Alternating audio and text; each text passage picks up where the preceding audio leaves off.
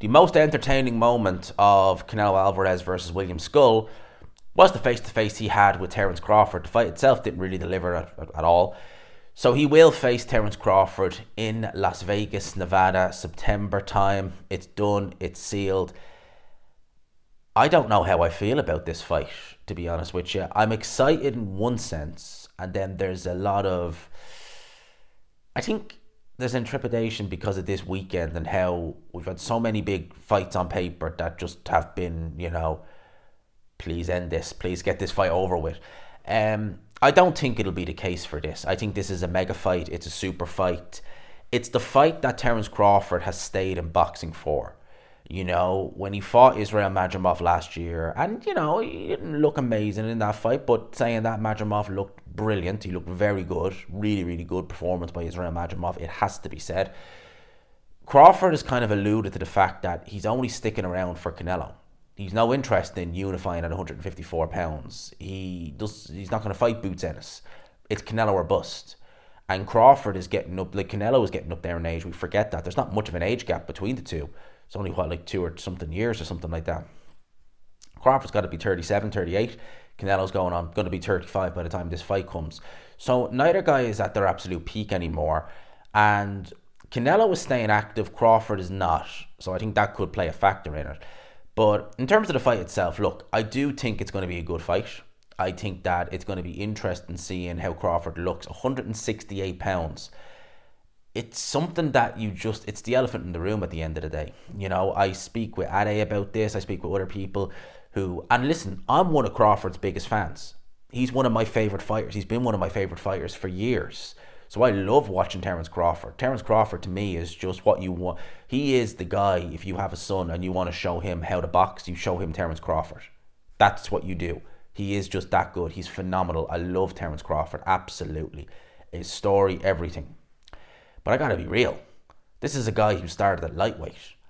Won a world title at lightweight, fought guys like Ray Beltran and Ricky Burns at 135 pounds. Went through a fairly weak, at the time, 140 pound division. Felix Diaz was one of the better guys. Unified, actually became undisputed against Julius Ndongo. Alright, run at welterweight, better. 155 pounds, didn't look too big there.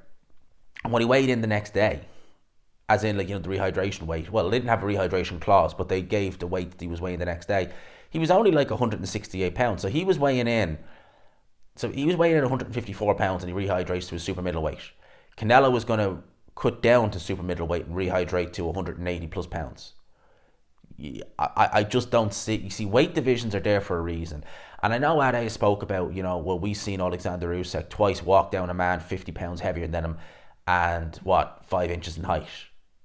Yeah, I get that, but that's a heavyweight where the skill gap is vast between big and small. You can be a smaller fighter and be so much more skilled that it can offset the heavyweight's big advantage. Daniel Dubois is a big heavyweight. He knocked out a guy who was nearly 100 pounds heavier than him. So it is different there. At 168 pounds, I just can't see Crawford winning. I can't see it. I really can't. I think that the weight difference is going to be too big. The inactivity is going to tell.